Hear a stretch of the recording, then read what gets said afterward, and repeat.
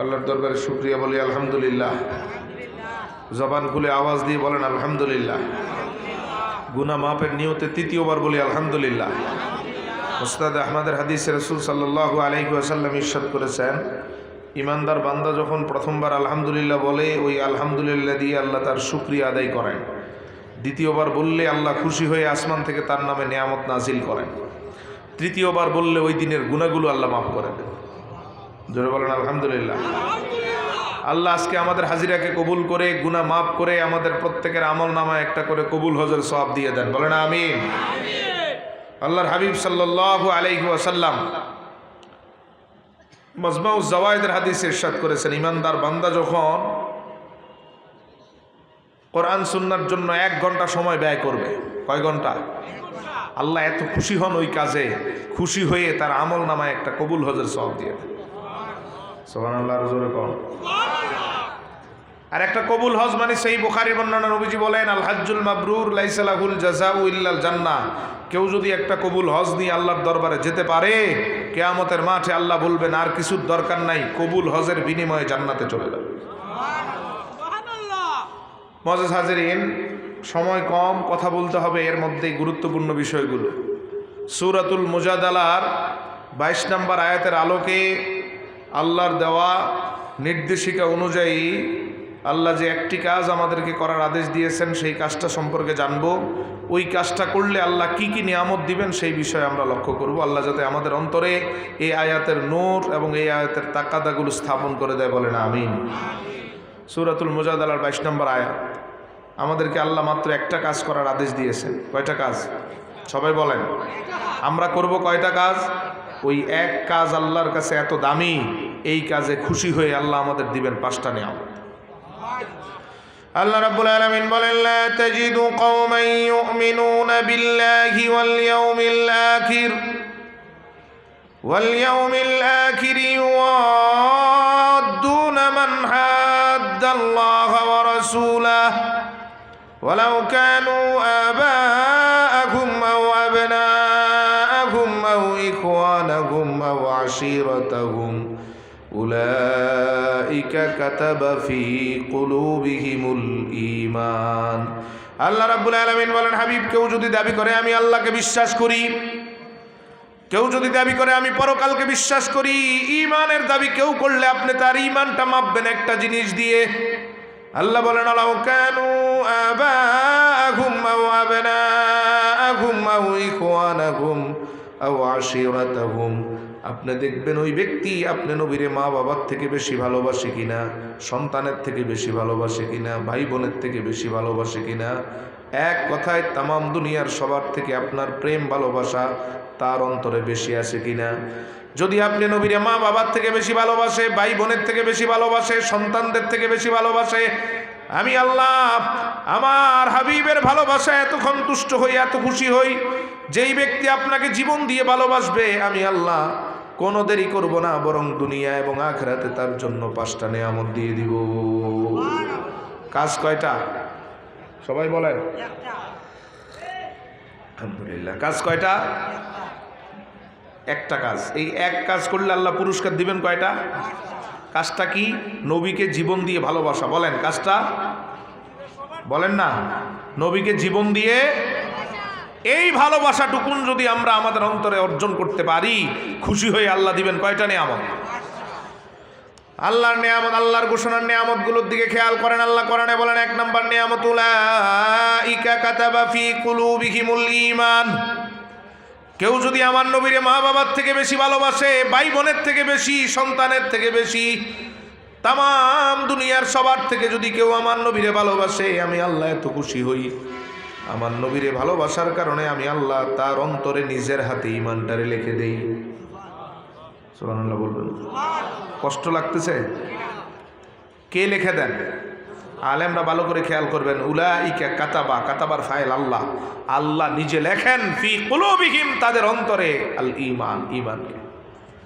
ঈমান পাঠান না, আল্লাহ লিখে দেন। সুবহানাল্লাহ বলেন। আপনি আর আমি যখন নবীজিরে সব কিছুর ঊর্ধ্বে ভালোবাসবো, তাহলে আল্লাহ খুশি হয়ে 1 নম্বর নিয়ামত দিবেন ঈমান, তাও খোদাই করে দিবেন। 2 নম্বর নিয়ামত আল্লাহ বলেন, আইয়াদাকুম বিরূহিম মিন, কেউ যদি আমার নবীরে ভালোবাসার মতো ভালোবাসে, সব কিছুর ঊর্ধ্বে ভালোবাসে, পাগলের মতো আমার নবীরে ভালোবাসে, অন্ধের মতো আমার নবীরে কেউ যদি ভালোবাসে, আমি আল্লাহ তার উপর এমন বেশি খুশি হই, ওই বান্দারে কখনো আমি একা ছেড়ে দেই না। সে কোথাও বিপদে পড়লে তারে উদ্ধার করার জন্য আসমানের ফেরেশতা নামাই। আরো জোরে বলেন সুবহানাল্লাহ। খুশি না বেজার আমরা?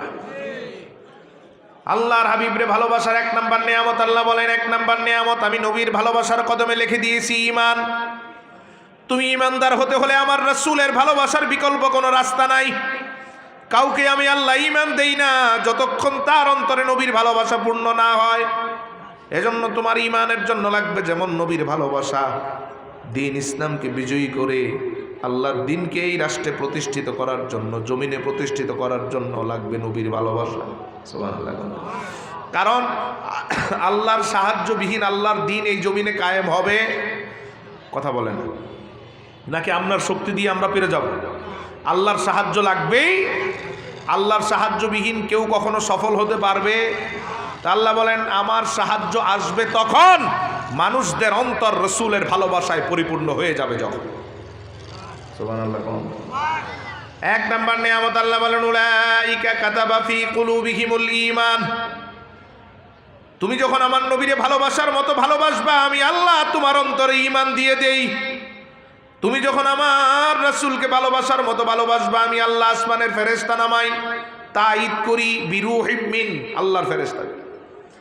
তিন নাম্বার নিয়ামত আল্লাহ রাব্বুল আলামিন বলেন ওয়ায়ুদখিলুহুম জান্নাতিন তাজরি মিন তাহতিহাল আনহার। তুমি যদি নবীরে ভালোবাসার মতো ভালোবাসো, এক কথায় আমার নবীর ভালোবাসায় অন্ধ হয়ে যাও, বিমোহিত হয়ে যাও, আমি আল্লাহ কিয়ামতের মাঠে নবীর ভালোবাসার কারণে তোমারে জান্নাতে নিব। তিন নাম্বার আল্লাহর হাবিবের ভালোবাসার কদমে আল্লাহ জান্নাতটাকেও রেখে দিয়েছেন। চার নাম্বার আমার আল্লাহ বলেন রাদিয়াল্লাহু আনহুম ওয়া রাদু আন। তাম দুনিয়ার মানুষ চায় আল্লাহ তার উপর রাজি থাকুক, খুশি থাকুক। আর আল্লাহ বলেন আমি কিভাবে রাজি হই শুনে নাও, যদি তুমি আমার নবীরে ভালোবাসো, আমি আল্লাহ তোমার উপর রাজি হয়ে যাই। সুবহানাল্লাহ বলেন।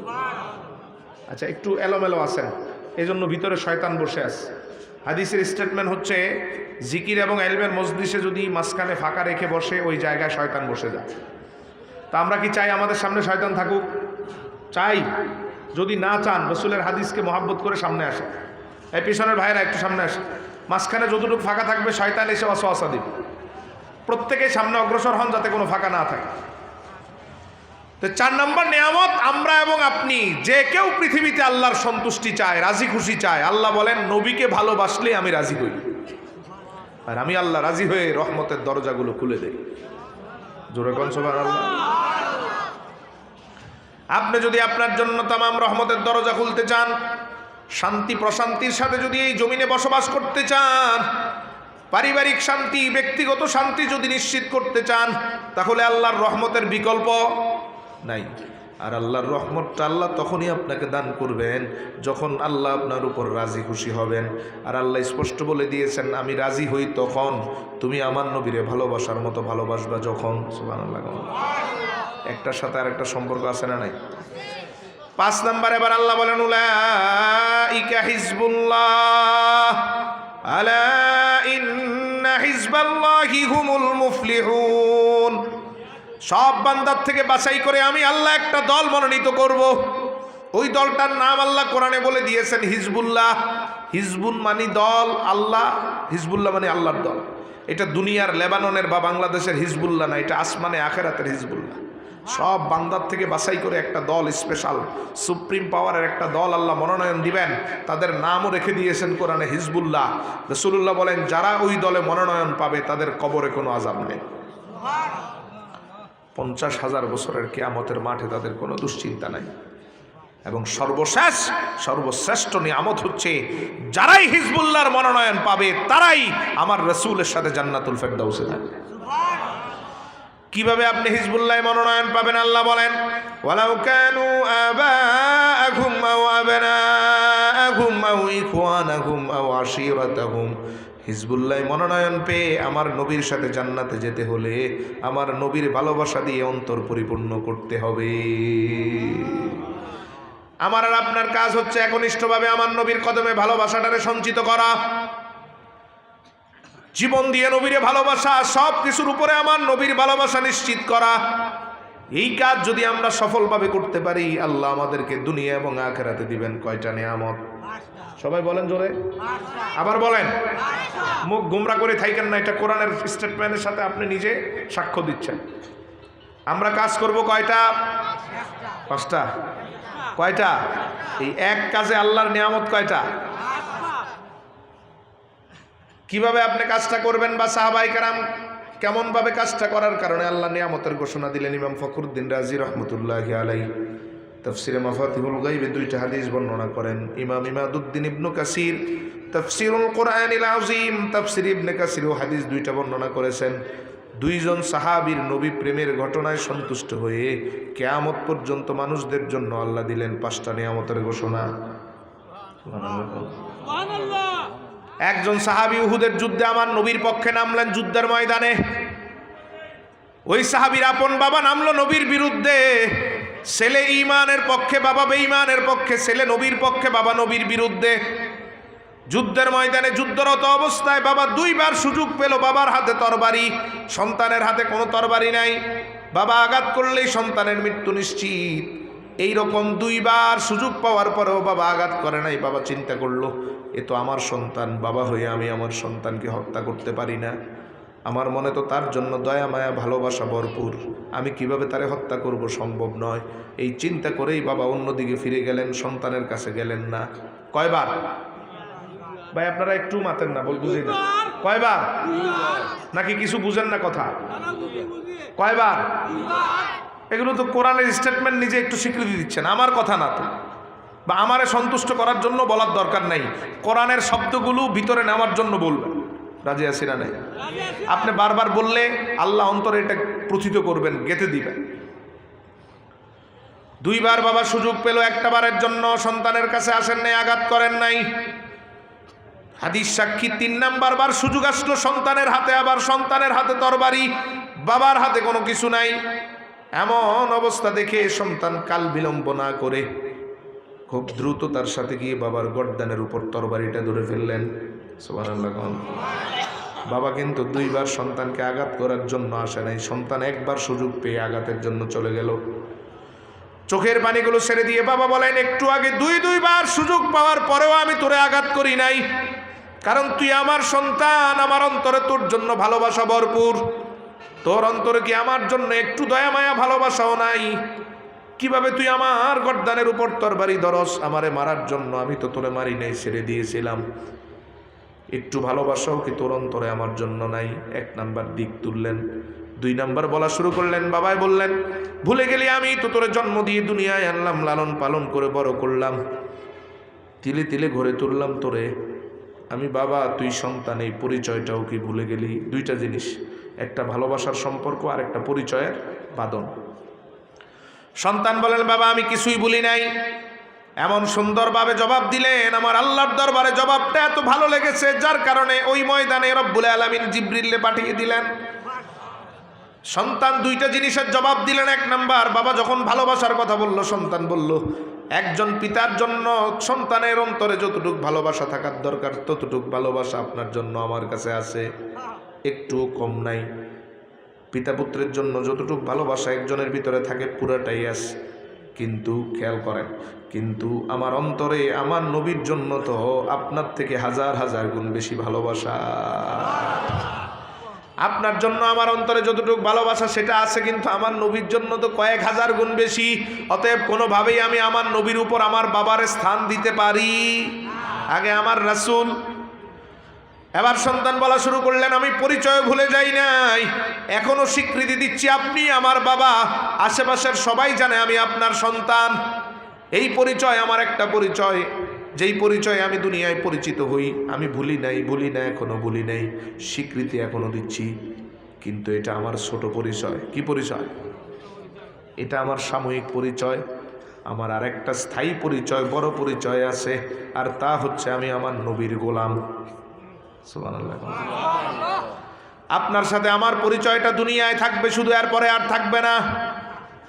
কিন্তু আমার নবীর সাথে আমার পরিচয় কখনোই কাটা যাবে না, কখনোই ম্লান হবে না, কখনোই মুছে যাবে না।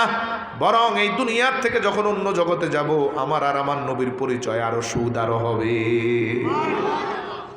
আমারে যখন কবরে দেওয়া হবে তখন আপনার নামে নয় বলা হবে বিসমিল্লাহি ওয়া আলা মিল্লাতি। পারেন না? বিসমিল্লাহি ওয়া আলা মিল্লাতি। আমারে যেদিন কবরে দিবেন ওই দিন তো আমার রাসূলের নামেই আমার মুসলিম সাথীরা আমারে কবরে দিবে। দাফন করে যখন আমার আহলিয়া সবাই চলে আসবে, 40 কদম আসার পর থেকে শুরু করে যে কোনো একটা সময়ে আমার নূরের নবীর চেহারা মোবারকটা আমারে দেখিয়ে বলা হবে মান হাযার রাজুল। এই নূরের চেহারার মানুষটারে চিনো কিনা, আমার আর রাসূলের পরিচয় ঠিক আছে কিনা দেখানো হবে। এমনি করে করে একটা সময় কিয়ামতের মাঠে আমাদের উঠানো হবে। কুরআনুল কারীমে আল্লাহ বলে দিয়েছেন ইয়াউমা ইয়াফিরুল মারউ মিন আখিহি ওয়া উম্মিহি ওয়া আবিহি ওয়া সাহিবাতিহি ওয়া বানিহি। ওই দিন বাবা তার সন্তানের পরিচয় দিবে না, সন্তান তার বাবার পরিচয় দিবে না, স্বামী তার স্ত্রীর পরিচয় দিবে না, স্ত্রী তার স্বামীর পরিচয় দিবে না, ভাই তার ভাইয়ের পরিচয় দিবে না, বোন তার ভাইকে স্বীকৃতি দিবে না, কেউ কাউকে পরিচয় দিবে না। সবাই যখন একা একা হয়ে যাবে, ওই ময়দানে তো আমার নবী আমারে বুকে আগলে বলবেন সে আমার উম্মত।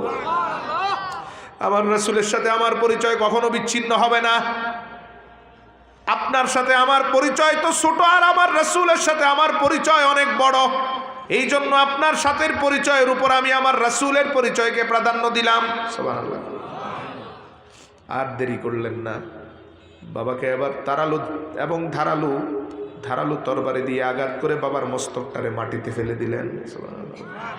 কে ফেলে দিল? সন্তান, নিজের ছেলে।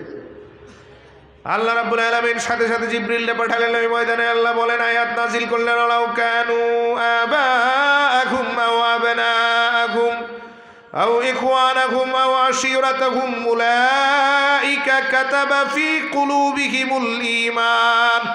হাবিব, তাকিয়ে দেখেন কেমন পাগলের মতো আপনারে ভালোবাসে।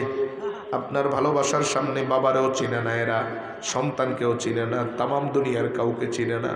এমন পাগল পারা ভালোবাসা কেউ যদি আপনার ব্যাপারে তার অন্তরে রাখতে পারে, তাদেরকেই আমি আল্লাহ দিয়ে দিব 5টা নিয়ামত। 2 নম্বর সাহাবী ইমাম ফখরুদ্দিন রাজি এবং ইমাদউদ্দিন ইবনে কাসির দুজনেই তাদের তাফসীরে উল্লেখ করেন। জালালউদ্দিন সৈয়দী তাফসীরে দুররুল মানসুরে উল্লেখ করেন, আল্লাহর হাবিবের প্রিয় সাহাবী আবু বকর সিদ্দিক রাদিয়াল্লাহু তাআলার একটা ঘটনায় আল্লাহ এত খুশি হলেন, খুশি হয়ে রব্বুল আলামিন আয়াতটা নাযিল করলেন। এই জায়গাতেও সেম ঘটনা। আবু বকর ইমানদার, তার আপন বাবা আবু কুহাফা বেঈমান, কাফেরের পক্ষের ছেলে। আবু বকর ইমানদার, বাবা আবু কুহাফা বেঈমান। তো বাবা ছেলেরে বারবার বুঝায়, তুই ভুল করে মুহাম্মদের ধর্মে চলে গেছস, আবার আমাদের ধর্মে ফিরে আয়। নাউজুবিল্লাহ বলেন। আবু বকর সিদ্দিক রাদিয়াল্লাহু তাআলা বলেন, এটা জবাই করে দিলেও সম্ভব নয়। তামাম দুনিয়াটারও যদি আমার এক হাতে তুলে দাও, এই দুনিয়াটা প্রত্যাখ্যান করে আমি আমার নূরের নবীর কদমের ভালোবাসাটার এই বাছাই করে নিব। আর তুমি আমার সামান্য প্রলোভন দিয়ে ইমানের থেকে দূরে নিতে চাও, সম্ভব নয়। আমরা যারা ইমান আনি, জীবনের বিনিময় হলো ইমানের দৌলতকে রক্ষা করার শপথ নিয়ে ইমান আনি। ঠিক না? কোনো লোভ এবং কোনো অর্থ, সূর্য, বীর্য, পদের ক্ষমতায়ন, কোনো পদ, পদবি, চেয়ার আমাদের ইমান থেকে আমাদের দূরে সরাতে পারে। বাবা যখন দেখলেন কোনোভাবেই কাজ হচ্ছে না, এবার বাবা রাসূলুল্লাহকে তুলে গালিগালাজ শুরু করলেন। ছেলে ইমানদার, যে বাবার থেকে নবীর 1000 গুণ বেশি ভালোবাসে, আল্লাহর হাবিবকে নিয়ে যখন বাজে মন্তব্য শুরু করলেন, আর সহ্য করতে পারলেন না। আবু বকর একবার ডান দিকে তাকান, আবার বাম দিকে তাকান, হাদিস সাক্ষী। ডানে বামে কোনো কিছু পেলেন না, এবার পিছনের দিকে তাকিয়ে দেখেন খেজুরের লাকড়ির মতো শক্ত কি যেন দেখা যায়। দৌড় দিয়ে গিয়ে সেটা হাতে তুলে নিলেন। বাবার চোখের সামনে হাজির হয়ে সর্বশক্তি দিয়ে বাবার নাক কপালে আঘাত করে কপালটারে দ্বিখণ্ডিত করে ফেললেন। ফিনকি দিয়ে রক্ত পড়তে পড়তে বাবা মাটিতে ঢলে পড়ল। একটা বারের জন্য আবু বকর বাবার হাতটাও ধরলেন না, বাবার দিকে ফিরেও তাকালেন না। সুবহানাল্লাহ। খেয়াল করেন, আঘাত করলেন। আঘাতের পর যখন বাবা মাথা ফেটে বারবার ছেলের কাছে হাত বাড়াচ্ছিল হাত ধরার জন্য, ধরে নাই। এরপর যখন আস্তে নিস্তেজ হয়ে মাটিতে পড়ে গেল, একটা বার তাকিয়েও দেখে নাই। সুবহানাল্লাহ। কি ঘৃণা জন্মালো বাবার ব্যাপারে, শুধু আমার নবীরে নিয়ে বাজে কথা বলার কারণে। চলে গেলেন অন্যদিকে ফিরে। দুইজন এসে দেখলেন আবু কুহাফার এমন দুর্গতি, রক্ত বন্ধ করলেন, সেবা শুশ্রূষা দিয়ে হুঁশ ফিরালেন। হুঁশ ফিরানোর পরে বললেন, আপনি তো নিজে শক্তিতে বাড়ি যেতে পারবেন না, দুর্বল, আমরা দুইজন ধরাধরি করে বাড়িতে দিয়ে আসি। আবু কুহাফা বললেন, কোনো দরকার নাই, আমারে যদি একটু কষ্ট করে সহযোগিতা করতে চাও তাহলে তোমরা দুইজন ধরে আমারে মুহাম্মদের কাছে নিয়ে চলো। নবীজির কাছে আসলেন। নবীজি দেখে খুব মর্মাহত হলেন। জিজ্ঞেস করতেই জবাব, তেলে বেগুনে জবাব দেওয়া শুরু করলেন, আমি বিচার দেওয়ার জন্য আসছি মুহাম্মদ, আমার ছেলে কখনোই বেয়াদবি করে নাই আমার সাথে, কিন্তু তোমার কাছে ঈমান আনার পর থেকে আমার ছেলেটা বেয়াদব হয়ে গেছে। নাউজুবিল্লাহ কোন? বেয়াদব হয়েছে নাকি সোনার মানুষ হয়েছে? আল্লাহর হাবিব সাল্লাল্লাহু আলাইহি ওয়াসাল্লাম যখন শুনতে পেলেন আবু বকর এমনটা করেছে, নবীজি বুঝে ফেললেন নিশ্চয়ই কোনো না কোনো কারণ আছে। আমার আবু বকর তো বেহুদাই শুধু শুধু এমনটা করতে পারে না। দুইজন সাহাবীরে নবীজি সাল্লাল্লাহু আলাইহি ওয়াসাল্লাম খবর পাঠিয়ে দিলেন, যাও আবু বকরকে নিয়ে আসো, কোন ঘটনার প্রেক্ষিতে আবু বকর এমনটা করেছে আমি জানতে চাই। আবু বকর সিদ্দিককে নিয়ে আসা হলো, নবীর সামনে বসানো হলো। কান্না করার কারণে চোখগুলো ফুলে গেছে।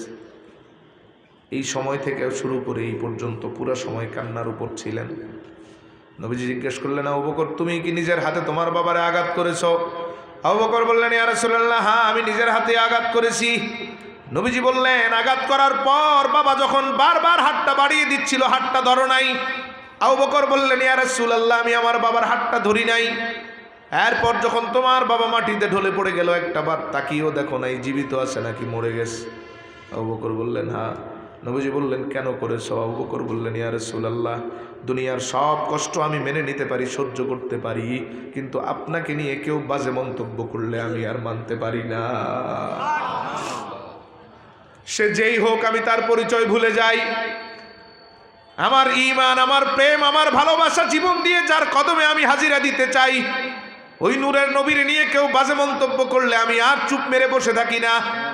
কেউ আমার নবীর বিরুদ্ধে জবান নেড়ে কথা বললে তার জবানটারে বন্ধ করে দেওয়াই আমার ঈমান হয়ে যায়। আর আস্তে কর। কেউ জিহ্বা দিয়ে আমার নবীর বিরুদ্ধে বেয়াদবি করলে জিহ্বা টেনে খিরে খুলে ফেলে দেওয়ার নামটাই ঈমান। আল্লাহর হাবিব যখন বললেন হাতটা ধরো নাই, নবীজি বললেন, আবু বকর বললেন, ইয়া রাসূলুল্লাহ, আপনার বিরুদ্ধে কেউ কথা বললে তার হাত ধরা আমার জন্য হারাম। সুবহানাল্লাহ। স্পষ্ট চোখে আঙ্গুল দিয়ে আমাদের দেখিয়ে দিচ্ছেন, নূর নবীজির সাথে কেউ বেয়াদবি করলে, আমার রাসূলের শানে কেউ আঘাত করলে তার পক্ষে কথা বলাও যায় না, তাকে সমর্থন দেওয়াও যায় না, তার পিছনে স্লোগান দেওয়াও যায় না। এটাই ঈমান। ইমানদার কখনো নবীদ্রোহী, আল্লাহর হাবিবের শানে বেয়াদবি করা কারা কোনো ব্যক্তির সাথে কোনো সম্পর্ক রাখে না, লিয়াজু করে না, কম্প্রোমাইজ করে না, এটাই ঈমান। আল্লাহর হাবিব সাল্লাল্লাহু আলাইহি ওয়াসাল্লামের ভালোবাসা যেমন অন্তরে থাকবে, নূর নবীর সাথে যারা বেয়াদবি করে তাদের ব্যাপারেও ঘৃণা থাকবে। ঠিক না বেটি? শুধু নবীরে ভালোবাসবা, বেয়াদবদের ব্যাপারে তোমার অন্তরে ঘৃণা থাকবে না। কোনো বেয়াদবের বিরুদ্ধে একটা মিনিট কথা বলতে সাহস করবা না। কোনো বেয়াদবের বিরুদ্ধে সংসদে দাঁড়িয়ে একটা নিন্দা প্রস্তাব করতে পারবা না। আবার মুসলমানদের কাছে এসে সমর্থন চাও, এই রকম দ্বিচারী মুনাফিককে আমরা আমাদের সমর্থন দিতে পারি না। আমাদের সমর্থন সুস্পষ্ট। যারা রাসূলের পক্ষে দাঁড়িয়ে কথা বলার শক্তি সাহস রাখবে, হুঙ্কার দিবে, গর্জন বর্ষণে কাঁপাবে, আমরা ইমানদাররাও তাদের পিছনে থাকবো। ঠিক কিনা বলেন? তুমি একটু দাঁড়িয়ে কথা বলো না, ওই দাদা বাবুরা রাগ করতে পারে, নারাজ হতে পারে, টিকিট মিস হয়ে যেতে পারে। আবার মুসলমানের কাছে এসে সমর্থন চাও, শুধু আমাদের ইমানের দুর্বলতার কারণে এরা সুযোগ পায়। ঠিক কিনা বলেন? ওই ইমান যে 1000 টাকায় ভোটের আগের রাতে বিক্রি হয়ে যায়, 1000 টাকা দিলেই হয়, 500 টাকা দিলেই হয়, বেশি লাগে না। অথচ একটা খাসি কিন্তু 8-10 হাজার টাকা লাগে। ঠিক না বেটি? একটা খাসির থেকে অদম, নিকৃষ্ট। কোরআনে যে আল্লাহ বলছে বালহুম আদাল, পশুর থেকেও নিকৃষ্ট, আসলেই পশুর থেকে নিকৃষ্ট। ঠিক না বেটি? ইমানদার যদি তার ইমানটারে পাহাড়ের মতো অটল রাখতো, এই দুনিয়া দিলেও সম্ভব নয়, তাহলে এই কাপুরুষের দল কখনো আমাদের কাছে আসতে সাহস পেত। এরা মনে করতো, আরে এরা তো আমার সমর্থন দিবে না যদি আমি এদের বিরুদ্ধে গর্জন না করি। ওরাও মনে করে যা করি ভোটের আগের রাত কিছু দিলেই হয়।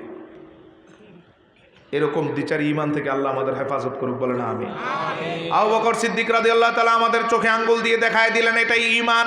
বাবাও যদি ঈমানের বিরুদ্ধে যায়, বাবাকেও ছাড় দেওয়া যায়? সেই ঈমানের বিরুদ্ধে যাবে, তোমার ঈমান তো গর্জন করতে হবে। তার বিরুদ্ধে তোমার যদি রাসূলের বিরুদ্ধে কেউ কথা বলে, তাহলে তোমার ঈমান তোমার হাতে অস্ত্র তুলে নিতে বাধ্য করবে, ঠিক না বলে? এইভাবে বসে থাকার নামে ঈমান নয়।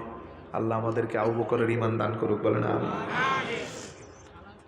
আল্লাহর হাবিব সাল্লাল্লাহু আলাইহি ওয়াসাল্লামকে আবার আবু বকর বলেন, বাবার পাশে বসা, ইয়া রাসূলুল্লাহ, আমি তো বড় অন্য কারণে কান্না করছি, আমি ভয় পাচ্ছি আমার আল্লাহ আমারে মাফ করবে কিনা। রাসূলুল্লাহ বলেন, কেন আবু বকর? আবু বকর বলেন, আপনার শানে কেউ বেয়াদবি করলে তো তারে দুনিয়ার থেকে বিদায় করে দেওয়ার কথা। সুবহানাল্লাহ।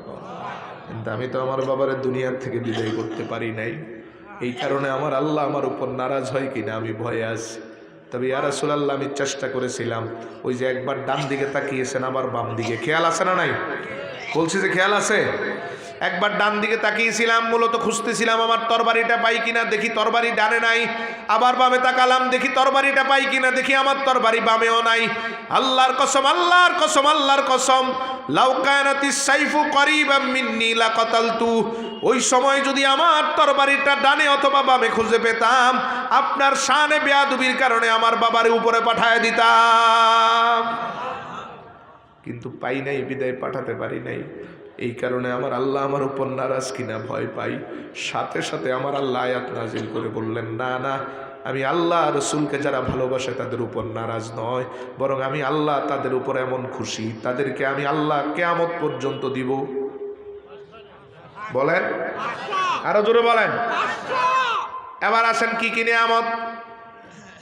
আল্লাহ বলেন, এক নাম্বার, উলাইকা কাতাবা ফি কুলুবিহিমুল ঈমান। নবীর ভালোবাসার ব্যাপারে যদি তুমি অন্ধ হয়ে যাও, নবীর ভালোবাসার ব্যাপারে যদি তুমি পাগল পারা হয়ে যাও, অন্তরটা যদি সব কিছুর ঊর্ধ্বে নবীর স্থান দাও, তাহলে এক নাম্বার নিয়ামত শুনে নাও, আমি আল্লাহ তোমার অন্তরে ঈমান লিখবো। সুবহানাল্লাহ। লিখবো না দিব? বলেন বলেন, লিখবো না দিব? দিবেন না, পাঠাবেন না, নিজে লিখে দিবেন। আল্লাহর লেখা কোনো বস্তু কেউ কাটতে পারবে? কারো এমন সাহস আছে? মুছে ফেলতে পারবে? তার মানে নবীরে ভালোবেসে যে ঈমানটা গ্রহণ করবেন, অর্জন করবেন, মৃত্যু পর্যন্ত শয়তান কোনোদিন ওই ঈমানের উপর হামলা করতে পারবে না। কারণ লিখে দিছে কে? আবার জোরে বলেন, কে? আল্লাহ রাব্বুল আলামিন এই আয়াতে স্পষ্ট বুঝাই দিলেন, ঈমান মানে নবীর ভালোবাসা। ঈমান মানে কি? সবাই বলেন আমার সাথে, ঈমান মানে, সবাই, ঈমান মানে নবীর ভালোবাসার বাহিরে কোনো ঈমান। কথাকার? আবার দেখেন আল্লাহ বলেন, উলাইকা কাতাবা ফি কুলুবিহিমুল ঈমান। তখনই ঈমান আসবে, আর আগে কখনো ঈমান আসবে না। তোমার অন্তর যখন আমার নবীর ভালোবাসায় পূর্ণ হবে, তখনই ঈমান আসবে। সুবহানাল্লাহ। তাহলে ঈমান মানে নবীর ভালোবাসা, নবীর ভালোবাসার বাহিরে কোনো ঈমান।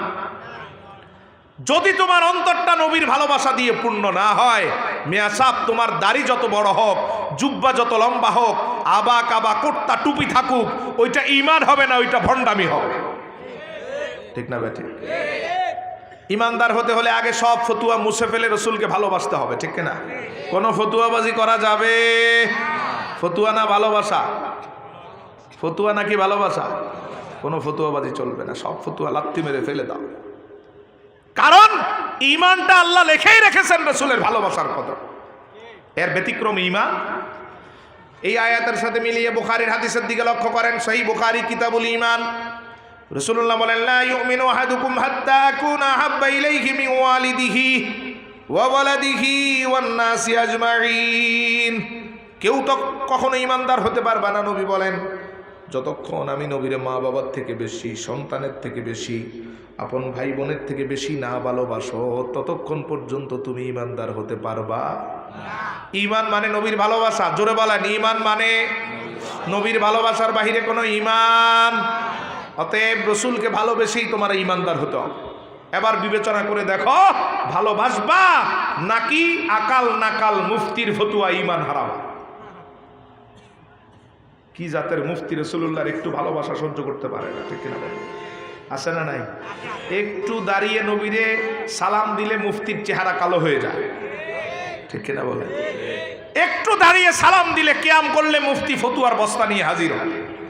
ইয়া রাসূলুল্লাহ বলে রসুলকে ডাকা যায় না, ডাকলেই তার চেহারা কালো হয়ে যায়।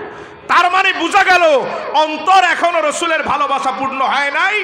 ভালোবাসায় পূর্ণ না হলে তো ঈমানও আসে না। ঈমানদার এখনো হতে পারো। সব ফতুয়াগুলো ফেলে দাও, রসুলের কদমে ভালোবাসা নিয়ে হাজিরা দাও, তারপর নিজেকে ঈমানদার দাবি করতে পারো। কথাকার উলাইকা কাতাবা ফি কুলুবিহিমুল ঈমান। ঈমান মানে নবীর ভালোবাসা। এই জায়গাতে আমার আল্লাহ কাউরে ছাড় দেন না, কাউরে দেন না। যারে যতই উপরে উঠান এই জায়গাতে সবাইরে সমান রাখেন। সুবহানাল্লাহ। দেখেন, আমি দেখাই ওমরের মতো ব্যক্তি আল্লাহর দরবারে তার কত দাম, আছে না নাই? আমাদের মতো 8-10টা সাহাবীর মতো। আবু বকরের জন্য আল্লাহ রাব্বুল আলামিন কোরআনে আয়াত নাজিল করছেন 5টা। কয়টা? 5টা। আর ওমরের জন্য আল্লাহর কোরআনে আল্লাহ আয়াত নাজিল করছেন 22টা। এত আস্তে কইলেন সুবহানাল্লাহ? না কষ্ট লাগে? ওমরের জন্য কয়টা? আবু বকরের জন্য কয়টা? টোটাল আম্মাজানদের মধ্যে শুধু আম্মাজান আয়েশা সিদ্দিকার জন্য সূরা নূরে কিছু আয়াত নাজিল করছেন, আর কোনো আম্মাজানের জন্য করেন নাই। অথচ আল্লাহর কোরআনে আল্লাহ 22 জায়গায় ওমরের জন্য আয়াত নাজিল করছেন। এত ভালোবাসেন আল্লাহ ওমর রে। মাকামে ইব্রাহিমের সামনে দাঁড়িয়ে ওমর মনে মনে আল্লাহর সাথে বলেন, মনে মনে ওমরের মনের কথাগুলোকে আল্লাহ কোরআনে আয়াত হিসাবে নাজিল করে দিয়েছেন 22 জায়গায়। সুবহানাল্লাহ। মাকামে ইব্রাহিমের সামনে ওমর মনে মনে আল্লাহরে বলেন, আল্লাহ কাউকে তো এখানে নামাজ পড়ার অনুমতি তুমি দাও নাই, কিন্তু আমার মনটা চায় আমি এখানে 2 রাকাত নামাজ পড়ি। আল্লাহর হাবিব সাল্লাল্লাহু আলাইহি সাল্লাম কিছুক্ষণ পর বাইতুল্লাহ চত্বরে ঘোষণা দিচ্ছেন, একটু আগে আমার উপর আল্লাহ আয়াত নাজিল করে জানালেন, ওয়াত্তাখিযু মিন মাকামা ইব্রাহিমা মুসাল্লা। আজকের পরে কেউ ইচ্ছা করলেই যেন মাকামে ইব্রাহিমে নামাজ পড়ে নেয়। সুবহানাল্লাহ। মনে মনে আল্লাহর কাছে বলেছিলেন ওমর, আল্লাহ এটার এই কোরআনে আয়াত নাজিল করে দিলেন। আরেক জায়গা দেখেন, আল্লাহর হাবিবের ঘরে ঢোকার জন্য তখনও আল্লাহ অনুমতির আয়াত নাজিল করেন নাই। আসসালামু আলাইকুম বলে সাহাবীরা ঢুকে যেত, বের হতো, তখন অনুমতির আয়াত নাই। অর্থাৎ দাঁড়িয়ে নবীর কাছে অনুমতি চাইবে, অনুমতি দিলে ঢুকবে, না দিলে চলে যাবে, এমন সিস্টেম নাই। সব সাহাবী সালাম দিয়ে ঢুকে যান দিনের বেলায়, কিন্তু ওমর ঢুকেন না। ওমর আল্লাহর হাবিব সাল্লাল্লাহু আলাইহি সাল্লামের দরজার ডান পাশে দাঁড়িয়ে থাকেন, ওমর ঢুকেন না। ওমর মনে মনে চিন্তা করেন, হুট করে আমার নবীর ঘরে ঢুকে যাওয়া আমার কাছে বেয়াদবি মনে হয়। সুবহানাল্লাহ। কারণ আমার নবী তো সবসময় এক অবস্থায় থাকে না, কখনো খাবার খান, কখনো ঘুমান, কখনো রাসূলুল্লাহ আম্মাজানদের সাথে কথা বলেন, কখনো সেজদায় থাকেন। সব সময় যদি এভাবে বসে থাকতো তাহলে বুঝতাম যে এটা বেয়াদবি হয় না, কিন্তু নবী প্রস্তুত না, আমি গিয়ে ঢুকলাম, এটা তো বেয়াদবি। এবার আল্লাহরে বলতেছেন, আল্লাহ আপনি যদি আজকের পরে এমন বিধান দিয়ে দিতেন যে কোনো ব্যক্তি এসে আল্লাহ নবীর দরজায় আগে দাঁড়াবে, নবীর কাছে অনুমতি চাইবে, নবী অনুমতি দিলে ঢুকবে, না হয় চলে যাবে। সুবহানাল্লাহ। কথাগুলো মনে মনে আল্লাহর কাছে বলতেছেন। ঠিক এই মুহূর্তেই আমার নবী নূরের পর্দাটা, ঘরের পর্দাটা এইভাবে সরালেন, সরিয়ে সামনে দেখেন ওমর দাঁড়িয়ে আছে। নবী বললেন, ওমর এইমাত্র আমার আল্লাহ আয়াত নাজিল করে জানালেন আজকের পরে কেউ যাতে আমার দরজা দিয়ে অনুমতি ছাড়া না ঢুকে। দাম আছে না নাই? আল্লাহর দরবারে ওমর একদিন মুনাজাতে বললেন, রব্বুল আলামিন মদের ব্যাপারে যদি চূড়ান্ত হারামের আয়াত নাজিল করতেন। যেই দিন ওমর মুনাজাতটা দিয়েছেন, হাদিস সাক্ষী, ওই দিনে রাসূলের উপর মদ হারাম করে আল্লাহ আয়াত নাজিল করে দিয়েছেন। এইরকম 22 জায়গায়। কয় জায়গা? জোরে বলেন। দাম আছে না নাই? নবীজি সাল্লাল্লাহু আলাইহি সাল্লাম ওমররে বলেন, ওমর আমার আল্লাহ তোমারে এত বেশি ভালোবাসেন, আল্লাহ জানিয়েছেন আমার পরে যদি নবুয়তটা খোলা থাকতো তাহলে ওমররেই আল্লাহ নবী বানাইতেন। কি দামি ওমর, এত দাম ওমরের। দুনিয়ার থেকে বিদায় নেন নাই, কবরে যান নাই। রাসূল বলেন, আল্লাহর হাবিব একদিন ফজরের নামাজের পর হাদিস বর্ণনা করেন, গত রাতে আমি জান্নাতে গেলাম, জান্নাতে গিয়ে সুন্দর একটা প্রাসাদ দেখলাম, যার দিকে তাকালে মনটা জুড়িয়ে যায়। জান্নাতের সবাই ওই প্রাসাদটার দিকে তাকিয়ে থাকে। এত সুন্দর এত দামি প্রাসাদ বান্দাদের জন্য জান্নাতে আর নাই। আমি এটা দেখে খুব বিমোহিত হয়ে সামনে গেলাম, দ্বাররক্ষীকে জিজ্ঞাসা করলাম, এত সুন্দর প্রাসাদটা আমার আল্লাহ কার জন্য বানাইছেন? দ্বাররক্ষী জানালেন, এই প্রাসাদটা আর কারো জন্য নয়, আপনার সাহাবী ওমরের জন্য আল্লাহ বানাইছে। কি দাম ভাই! কোথায় নিয়ে আল্লাহ রাখবেন? দুনিয়ায় থাকতে সেই প্রাসাদ বানিয়ে রেখেছেন। সুবহানাল্লাহ। এত দামি ওমরের দেখেন কি অবস্থা। সহিহ বুখারীর বর্ণনা, একদিন নবীজি বাগানে ওমরের হাত ধরে প্রশ্ন করলেন, ওমর আমারে কেমন ভালোবাসো? ওমর বললেন, ইয়া রাসূলুল্লাহ, আমি আমার মা বাবার থেকে আপনারে বেশি ভালোবাসি, সন্তানের থেকে বেশি, ভাই বোনের থেকে বেশি, তামাম দুনিয়ার সবার থেকে বেশি, তবে আমার এই ছোট্ট জীবন থেকে বেশি ভালোবাসি না। নাউজুবিল্লাহ বলেন। দেখেন 99% ঠিক, 1% ঝামেলা। মা বাবার থেকে বেশি, সন্তান থেকে বেশি, ভাই বোন থেকে বেশি, দুনিয়ার থেকে বেশি, সব ঠিক। 1% শুধু নিজের জীবন থেকে এখনো বেশি ভালোবাসতে পারে। আল্লাহর হাবিব ওমরের সাথে সাথে বলেন, লা ইউমিনু আহাদুকুম হাত্তা আকুনা আহাব্বা ইলাইহি মিন নাফসি। ওমর, ঈমানের হাকিকত তুমি বুঝতে পারো নাই। আমার ভালোবাসা শতভাগ লাগবে, 1% ঘাটতিতেও আল্লাহ ঈমানদার করবেন। এই জায়গায় কোনো ঘাটতি নাই, এই জায়গায় কোনো 2 নম্বরই নাই। ওমর, যদি তুমি তোমার জীবন থেকে আমারে বেশি না ভালোবাসো, শুনে নাও, তোমার ঈমানের কোনো দাম থাকবে না। ওমর বুঝতে পারলেন ঈমান মানে নবীর ভালোবাসা, ঈমান মানে নবীর ভালোবাসা, ঈমান মানে নবীর ভালোবাসা। এজন্য সাথে সাথে ওমর আর কোনো কথা না বলে বললেন, আল্লাহ ইয়া রাসূলুল্লাহ, ওগো আল্লাহর হাবিব, এখন থেকে স্বীকৃতি দিচ্ছি, আমি এখন বুঝতে পারলাম ঈমান মানে আপনার কদমের ভালোবাসা। এখন আমি স্বীকৃতি দিচ্ছি, এই মুহূর্ত থেকে আমার জীবন থেকেও আপনারে বেশি ভালোবাসি। নবী জবাব কি দেয় দেখেন, আল্লাহ ইয়া ওমর, ও ওমর, যখন স্বীকৃতি দিলা তখনই তোমার ঈমানটা পূর্ণ হয়েছে। ঈমান মানে নবীর ভালোবাসার বাহিরে কোনো ঈমান। ওমরকেও আল্লাহ ছাড় দেয়। তা আজকের ওহাবি টোহাবি মোল্লা তুমি মনে করছো ছাড় পাবা না? সব ফতুয়া কবর দিয়ে রাসূলের কদমে ভালোবাসা নিয়ে হাজির না হলে ঈমানদার হতে পারবা? এই দাড়ি টুপি, এই মাদ্রাসা সব কিছু বৃথা যাবে, ঠিক কিনা বল? লাগবে কি ভালোবাসা? লাগবে কি? আমাদের কাজও একটা। কয়টা? আবার আরো জোরে বলেন সবাই। কাজটা হচ্ছে জীবন দিয়ে নবীরে ভালোবাসা। ভালোবাসতে আল্লাহ নিয়ামত দিবেন কয়টা? 1 নাম্বার ঈমান, 1 নাম্বার। 2 নাম্বার আল্লাহ বলেন, আইয়াদাকুম বিরুহিম মিন। ইসলামকে যদি বিজয়ী বানাতে চাও, তুমি যদি সফল হতে চাও, বিপদমুক্ত থাকতে চাও, আল্লাহর সাহায্যে সব সময় যদি থাকতে চাও, আল্লাহ বলেন আমার নবীরে ভালোবাসো, আমি আসমানের ফেরেশতা দিয়ে সাহায্য করব। খুশি না বেজার? জোরে কন। কিভাবে আল্লাহ সাহায্য করেন নবীর ভালোবাসা ভিতরে থাকলে? দেখেন বদরের ময়দান, মাত্র 313 জন সাহাবী, 313 জন সাহাবী, ওই দিকে 1000 কাফের। যুদ্ধটা সহজ না কঠিন? জোরে বলেন। আচ্ছা দেখেন, 313 জন মানুষ, 313টা তরবারি থাকলেও মানতাম না। মুসলমানদের তরবারি মাত্র 70টা। কয়টা? মানে 3 ভাগের 1 ভাগের হাতে তরবারি আছে, 2 ভাগের হাতে কোনো অস্ত্রই নাই, খালি হাত। আর কাফের 1000-1000-এর হাতে 1000 তরবারি। যুদ্ধ সহজ না কঠিন? সবাই বলতেছেন না, এখনো বুঝেন না। এবার আসেন, মুসলমানের ঘোড়া মাত্র 2টা, সহিহ বুখারী। কাফেরের ঘোড়া 300টা। সহজ না কঠিন? মুসলমানের ওট মাত্র 72টা, সহিহ বুখারী। কাফেরের ওট 700টা। আল্লাহ বলেন, আল্লাহ রাব্বুল আলামিন কোরআনে এই দৃশ্যটা তুলে ধরেছেন। মুসলমান শক্তিও নাই শরীরে, 313 জনের শরীরে কোনো শক্তি নেই, যুদ্ধ করা লাগবে। কারণ 12ই রমজান ঘর থেকে একদিনের খাবার নিয়ে বের হয়েছে, ওই একদিনের খাবার দিয়ে 5 দিন 17ই রমজান পর্যন্ত ময়দানে। শরীরে শক্তি আছে না নাই? খাবার তো শেষ। সাহাবায়ে কেরাম বলেন, দ্বিতীয় দিনের মধ্যেই অধিকাংশ খাবার শেষ ছিল। কিছু খেজুর, রমজান মাস, একটা খেজুর দিয়ে সাহারি শুরু করে সারাদিন পার করে ইফতারের সময় একটা খেজুর মাত্র মুখে দিতাম। সুবহানাল্লাহ। কি অপরন্ত কষ্ট করে ইসলামটারে আমাদের জন্য দিয়ে গেছে।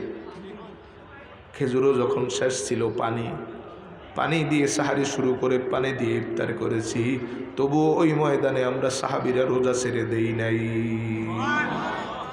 আজকে গ্যাস্ট্রিকের অজুহাতে রোজা ছাড়ো, এই অজুহাত সেই অজুহাত যেগুলো কোনো অজুহাতে না, ঠিক কিনা বলে? কত বড় বেয়াদব, কয় অমুক রোগের কারণে রোজা রাখতে পারে। একটা হাদিসের উপর যদি তার অনুধাবন থাকতো এই কথা কখনো বলতো না। নবীজি বলছেন রোজা কখনো রোগ বাড়ায় না, বরং রোজা মানুষের শরীরের রোগ কমিয়ে দেয়, ঠিক না ভাই? ঠিক। ওই সময় একটা স্লোগান ছিল, জাতীয় স্লোগান, এটা হাদিস। রাসূলুল্লাহ সাল্লাল্লাহু আলাইহি ওয়াসাল্লাম থেকে সাহাবীরা বলতেন সুমু তাসিহু, অসুস্থদের খেয়াল করে বলতেন রোজা রাখো সুস্থ হও, রোজা রাখো সুস্থ হও। সুবহানাল্লাহ। আল্লাহর হাবিব বলেন রোজার দুইটা উপকারিতা, একটা দুনিয়ার একটা আখিরাতের। নবীজি বলেন, আল্লাহর হাবিব বলেন কেউ যদি রোজা রাখে, একটা রোজাও যদি রাখে, ইল্লা আসহাতুলাহু জিসমা, একটা রোজা যখন আপনি রাখবেন, নফল হোক বা ফরজ হোক, ওই রোজার পরিমাণ শরীরের জীবাণুগুলো আল্লাহ আপনার শরীর থেকে দূর করে দিবেন। দুইটা রাখলে আরো দূর করবেন, তিনটা রাখলে আরো দূর করবেন। যে যত বেশি রোজা রাখবে তার শরীর তত সুস্থ করে দিবেন কে? তো এই হাদিস আমাদের শিখায় রোজা রোগ বাড়ায় না, বরং রোজা রোগ কমায়, ঠিক না? আর এখন এই আতিপাতি ডাক্তার আর কিছু লোক ইহুদি খ্রিস্টানদের সভ্যতায় বায়াস্ট হওয়া, এরা প্রচার করে যে গ্যাস্ট্রিক বাড়বে, আলসার বাড়বে, এইটা বাড়বে, ওইটা বাড়বে। ইখলাসের সাথে রোজা রাখো, তোমার শরীর থেকে সব রোগ দূর করে দিবেন আল্লাহ। সাহাবায়ে কেরাম একটা রোজাও ছাড়েন নাই বদরের ময়দান। আল্লাহ বলেন লাকাদ নাসারাকুমুল্লাহু বিবাদরিন ওয়া আনতুম আযিল্লাহ। হাবিব, এই ময়দান, যেই ময়দানে আপনার কিচ্ছু নাই, সৈন্য নাই, বাহনও নাই, অস্ত্র নাই, শক্তিও নাই, কিচ্ছু নাই, শুধু আপনার সাহাবীদের একটা জিনিস আছে, আর তা হলো নবীর জন্য বুক ভরা ভালোবাসা। শুধু ভালোবাসা থাকার কারণে আমি আল্লাহ 313 জনকে বিজয়ী করার জন্য আসমানের 3000 ফেরেশতা নামাইছি। আরো জোরে কোন সুবহানাল্লাহ। এতগুলো মানুষ, জোরে বলা যায় না? আরো জোরে বলেন সুবহানাল্লাহ। ওয়া আইয়াদাহুম বিরূহিম মিন, নবীর ভালোবাসা থাকলে আল্লাহ আটকায় দেন না, আসমানের ফেরেশতা নামিয়ে বিজয় নিশ্চিত করেন। আপনি ইসলামের প্রত্যেকটা জিহাদের দিকে তাকান, মুসলমান 313, কাফের 1000, বিজয়ী কারা? মুসলমান 3000, কাফের 10000, বিজয়ী কারা? মুসলমান 10000, কাফের 30000, বিজয়ী খালিদ বিন ওয়ালিদের নেতৃত্বে মুসলমান 30000, কাফের 2.5 লাখ, বিজয়ী কে? সৈন্য দিয়ে বিজয় হয় না, অস্ত্র দিয়ে বিজয় হয় না, বিজয় মূলত নবীর বুক ভরা ভালোবাসা থাকলে হয়। কারণ নবীর ভালোবাসা অন্তরে থাকলে আসমানের ফেরেশতা নামবেই নামবে, কোনো সন্দেহ।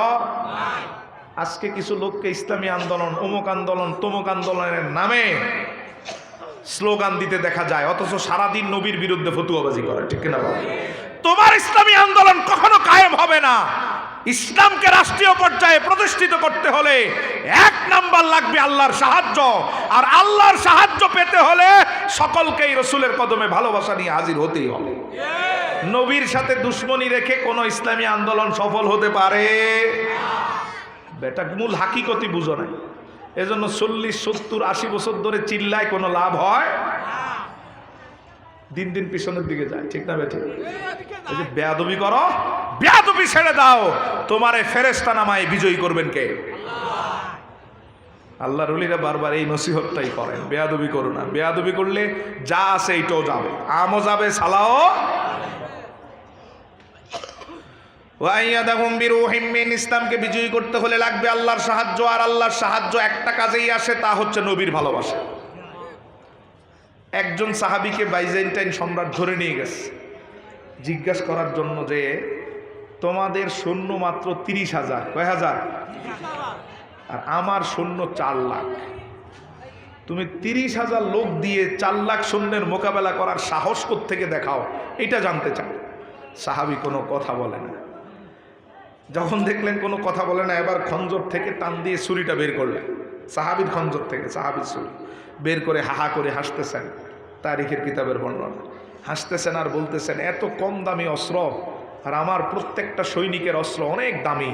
আমার সৈনিকের এক অস্ত্রের আঘাতে তোমাদের 8-10টা তরবারি ভেঙে যাবে। এত পাওয়ারফুল অস্ত্র আমাদের মজুদ আছে, তোমাদের অস্ত্র নাই, সৈন্য নাই, কিচ্ছু নাই, তারপরও বাইজেন্টাইন সম্রাটকে আক্রমণ করার হুমকি দাও। সাহসটা কই, প্রস্তুতিটা কি তোমাদের, আমি একটু শুনতে চাই। সম্রাটকে ওই সাহাবী বারবার এইভাবে যখন প্রশ্ন করতেছিল তখন বলেছিলেন, সম্রাট আপনি আমাদের যুদ্ধ জয়ের নিগূঢ় রহস্য জানেন না। শুনে রাখুন, ময়দানে আমরা সৈন্য দিয়ে যুদ্ধ করি না, ময়দানে আমরা অস্ত্র দিয়ে যুদ্ধ করি না, আমরা ইমানদার সাহাবীরা যুদ্ধের ময়দানে যুদ্ধ করি আমার রাসূলের ভালোবাসা দিয়ে। ভালোবাসা যতক্ষণ ঠিক থাকে ততক্ষণ আমাদের আর কোনো দুশ্চিন্তা নাই, কারণ আমাদের বিজয়ী করার জন্য আসমান থেকে আল্লাহ ফেরেশতা নামান। ওয়া আইয়াদাহুম বিরূহিম মিন, 2 নাম্বার নিয়ামত, তুমি নবীরে ভালোবাসো।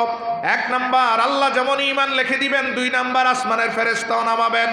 3 নাম্বার নিয়ামত আল্লাহ সুবহানাহু ওয়া তাআলা বলেন, ওয়া ইউদখিলুহুম জান্নাতিন তাজরি মিন তাহতিহাল আনহার। তুমি যদি নবীরে ঠিকঠাক মতো ভালোবাসো, ফতুয়াবাজি না করো, বেয়াদবি না করো, গোশতাকি না করো, তাহলে আমার রাসূলের ভালোবাসার বিনিময়ে কিয়ামতের মাঠে আমি জান্নাত দিব। নবীর ভালোবাসায় জান্নাত আছে না নাই? তবে ফতুয়াবাজি চলবে। আরো জোরে বলেন, ফতুয়াবাজি চলবে। একনিষ্ঠভাবে নবীর কদমে ভালোবাসা নিয়ে হাজির হতে হবে, তাহলেই জান্নাতও পাবা, ঈমানও পাবা, আসমানের সাহায্যও আসবে, আল্লাহও রাজি হবেন, রাসূলের সাথে জান্নাতে থাকার ব্যবস্থাও হবে। ভালোবাসতে রাজি আছি না নাই? অতএব কোনো মুফতির ফতুয়াকে আমরা সহ্য করব, এই জায়গাতে কারো ব্যাপারে কোনো ছাড় নাই, ঠিক কিনা বলেন? আমাদের এই অন্তর আমরা রাসূলের ভালোবাসা দিয়ে রিজার্ভ রাখতে চাই, ঠিক কিনা বলেন? এই জায়গাতে কোনো ফাঁক ফোকর খালি নাই, আমাদের কোনো খালি। অতএব তোমরা যতই ফতুয়াবাজি করো, রাসূলের শানের মাসআলা নিয়ে যতই ফতুয়াবাজি করো, লাফালাফি করো, আমাদের এই জায়গাতে যেহেতু খালি নাই, তোমার ফতুয়া আমার এই জায়গায় আসবে না, তোমার ফতুয়া সব আমার পায়ের নিচে, ঠিক না বলেন? এখানে তো খালি নাই, যাবে কই? আর আমার রাসূলের ভালোবাসা সব সময় আমাদের মাথার উপরে থাকে। তোমার ফতুয়ায় কোনো কাজ হবে, বরং আমরা দোয়া করি আল্লাহ যাতে তোমার হেদায়েত দেয়, ঠিক কিনা বলেন? রিসালাতের শান যাতে তোমার অন্তরে আল্লাহ ঢেলে দেন, বলেন আমিন। 3 নাম্বার নিয়ামত আইয়াদাহুম বিরূহিম মিন, 3 নাম্বার নিয়ামত ইউদখিলুহুম জান্নাতিন তাজরি মিন তাহতিহাল আনহার। রাসূলুল্লাহ যদি ঠিকঠাক মতো ভালোবাসো, জান্নাত আছে না নাই? বুখারীর একটা হাদিস দিয়ে দেখেন, এক সাহাবী কিতাবুল ঈমানের বর্ণনা, আল্লাহর হাবিবের কাছে এসে বললেন, ইয়া রাসূলুল্লাহ মাতা সাআহ, কিয়ামত কবে? নবীজি বললেন, আগে এটা বলো, মা আদাত্তালাহা, তোমার কি প্রস্তুতি? আগে আমার জানাও প্রস্তুতি কি তোমার। সাহাবী বলেন, মা আদাত্তুলাহা মিন কাসীরি সালাহ ওয়ালা সিয়ামি ওয়ালা সাদাকা। ওগো আল্লাহর রাসূল, কিয়ামতে নাজাত পাওয়ার মতো এত বেশি নফল নামাজ আমার নাই। কে বলতেছেন? কে বলতেছেন? যাদের জীবনে তাহাজ্জুদ কাজা, ওরা যদি বলে নফল নাই, আমরা কি বলবো? ফরজেরও ঠিক নাই, ঠিক না ভাই? ঠিক। সাহাবী বলেন, আমার নফল রোজা নাই। বছরের 360 দিন রোজা রাখা মানুষগুলো বলবে, আমাদের এত নফল নাই, যতটুক নফল থাকলে নাজাত পাওয়া যেত অতটুকু আমল আমি করতে পারি নাই। যদি সাহাবী এমন কথা বলে, তাহলে কিয়ামত পর্যন্ত কেউ আমল দিয়ে নাজাতের আশা করতে পারবে? শুধু ওসমান রাদিয়াল্লাহু তাআলার দিকে দেখেন, 82 বছর পর্যন্ত হায়াত পেয়েছেন। ওনার শিডিউল ছিল 82 বছর পর্যন্ত বছরের 360 দিন রোজা রাখতেন। আস্তে কম, গুনাহ হবে, গুনাহ হবে। সুবহানাল্লাহ বললে গুনাহ হয়। কয়দিন?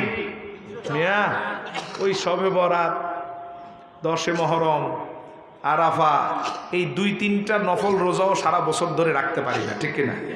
এরপরে আবার লামাজাবি হালে খবিসের বাচ্চারা আছে, ফতুয়া দিবে জাহান্নামে যাওয়ার জন্য শবে বরাতের রোজাই যথেষ্ট। সারা বছর এমনি মানুষ রোজা রাখে না, তারপর আবার তাদের ফতুয়াবাজি, ঠিক কিনা? আচ্ছা যাক, বাদ।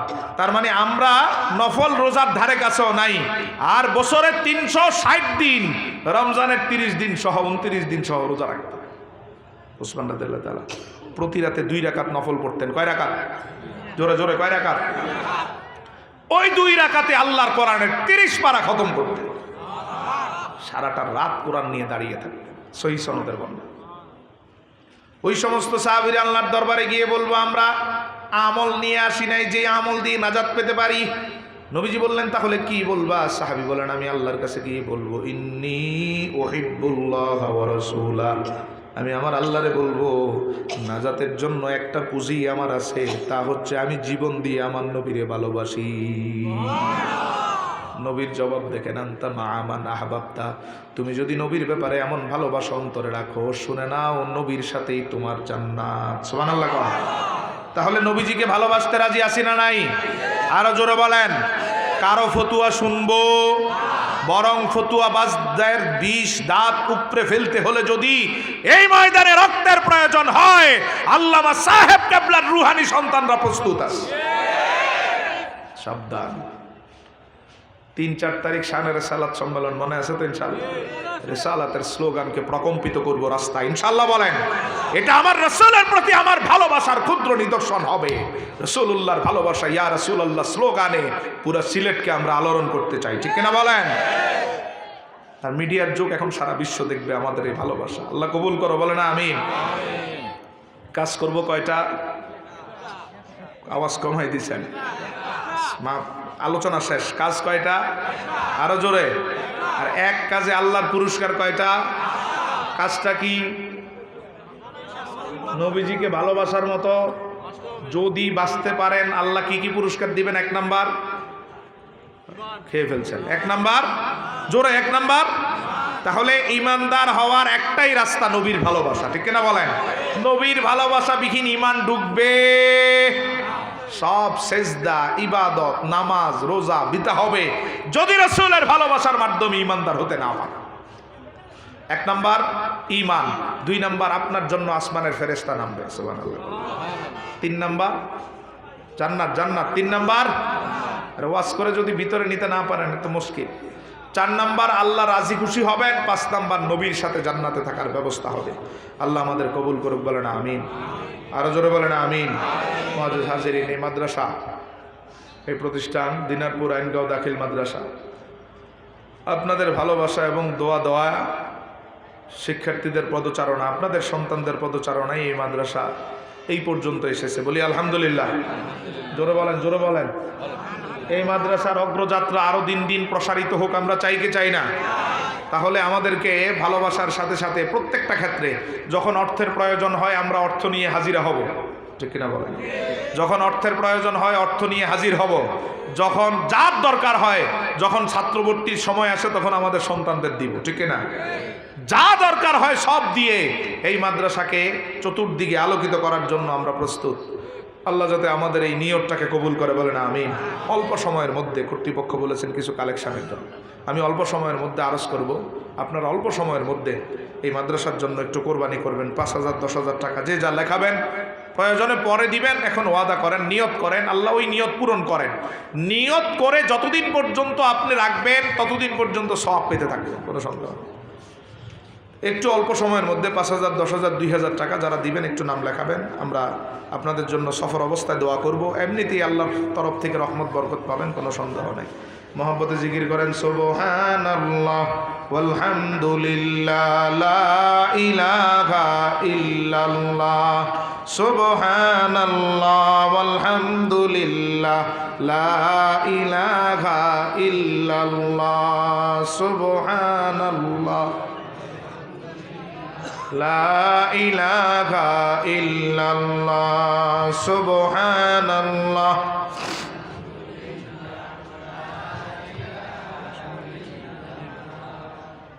হাসবি রাব্বি জাল্লাল্লাহ মা ফি কলবি গায়রুল্লাহ, নূর মুহাম্মদ সাল্লাল্লাহ লা ইলাহা, সুবহানাল্লাহ ওয়ালহামদুলিল্লাহ লা ইলাহা, সুবহানাল্লাহ ওয়ালহামদুলিল্লাহ। এই কোন ভাই বলেন একটু অল্প সময়ের মধ্যে লেখেন কে? সুবহানাল্লাহ ওয়ালহামদুলিল্লাহ লা ইলাহা ইল্লাল্লাহ, সুবহানাল্লাহ ওয়ালহামদুলিল্লাহ লা ইলাহা, হাসবি রাব্বি জাল্লাল্লাহ মা ফি কলবি গায়রুল্লাহ, নূর মুহাম্মদ সাল্লাল্লাহু লা ইলাহা সুবহানাল্লাহ ওয়ালহামদুলিল্লাহ লা ইলাহা সুবহানাল্লাহ ওয়ালহামদুলিল্লাহ।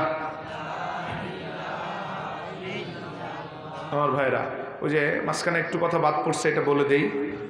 আল্লাহর সাহায্য কিভাবে নাজিল হয় ওই দৃশ্যটা। বদরের ময়দানে যখন কিছুই ছিল না, রাসূলুল্লাহর সৈন্য কম, অস্ত্র কম, রসদ কম, খাবার কম, এমনকি বাহনও কম। ওই ময়দানে আল্লাহ রাসূল সাল্লাল্লাহু আলাইহি সাল্লাম খুব কান্না করেছিলেন একটা রাত, বদরের আগের রাত, 16তম দিবসের পরের রাতটা। সারা রাত আমার রাসূল কান্না করেছেন। একজন সাহাবীর থেকে বর্ণিত, মুসলিমের হাদিস, নবীজি সব সাহাবীদেরকে ঘুম পাড়ালেন, ঘুমানোর কথা বললেন। সাহাবী বলেন, আমার নবী ঘুমাচ্ছেন না, আমি সিদ্ধান্ত নিলাম নবীজি যতক্ষণ না ঘুমাবেন আমি ততক্ষণ ঘুমাবো। কয়জন সাহাবী? ওই সাহাবী বলেন, আমি দেখলাম রাসূলুল্লাহ উঠে আরেকটা জায়গায় চলে গেলেন। নবীজি কান্না শুরু করলেন, কান্নার আওয়াজ বাড়তে লাগলো, উঠে আরেক জায়গায় চলে গেলেন। আমিও আস্তে আস্তে নবীর পিছনে সেখানে চলে গেলাম। আল্লাহর হাবিব সাল্লাল্লাহু আলাইহি সাল্লাম এমন জোরে কাঁদতে লাগলেন, যার কারণে দেহ মুবারক কাঁপতে লাগলো। কাঁপতে কাঁপতে একটা অবস্থায় নবীজির চাদর মুবারকটা নিচে পড়ে যায়। তা আমি ভাবলাম এই ময়দানের মৃদু বাতাসে আমার রাসূলের কষ্ট হতে পারে, এই জন্য চাদরটা আবার উপরে উঠিয়ে দিই। নবীজি পিছনের দিকে তাকালেন, তাকিয়ে বললেন, ও সাহাবী, সবাই তো ঘুমিয়ে গেল, তুমি কেন এখনো ঘুমাও নাই হে আবু বকর? সুবহানাল্লাহ। লোকটাকে জোরে বলেন, কে? আবু বকর বলেন, ইয়া রাসূলুল্লাহ, হিজরতের 62 দিন পূর্বে আপনি আমার এলান করেছিলেন যে প্রস্তুত থাকো, আল্লাহর তরফ থেকে আদেশ আসবে। ওই দিন আপনার কদমের ভালোবাসার জন্য যেই ঘুমকে ছেড়ে দিয়েছিলাম, আপনি যতদিন প্রশান্তির ঘুম না ঘুমান ততদিন আমার ঘুমের কোনো দরকার নেই। ভালোবাসা, এই জায়গা থেকে একটা মেসেজ নেন। আপনি আমাদের রসুলকে, আপনি রসুলকে যত বেশি ভালোবাসবেন, আমার রসুলও আপনাকে তত বেশি কাছে টেনে দেবে।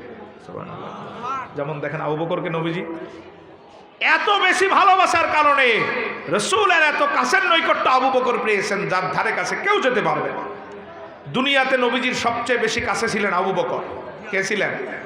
হিজরতের রাতে আমার রসুলের সাথে আবু বকর ছাড়া আর কেউ, এই বদরের আগের রাতে আমার রসুলের সাথে আবু বকর ছাড়া আর কেউ আছে, শুধু আবু বকর আছে। কে? এখনো রওজা মুবারকে আমার রাসূলের একদম সাথে আছেন আবু বকর। সুবহানাল্লাহ। নবীজির মাঝে আর আবু বকরের মাঝে কোনো আর কেউ নাই, কিন্তু নবীজির মাঝে, ওমরের মাঝে, মাঝখানে আবু বকর আছে। নবীজি বলেন, জান্নাতও আমার সবচেয়ে কাছে থাকবে আবু বকর। রাসূলকে যে যত বেশি ভালোবাসবেন, আল্লাহর তরফ থেকে তত নিয়ামত আসবেই। আমার ভাইরা,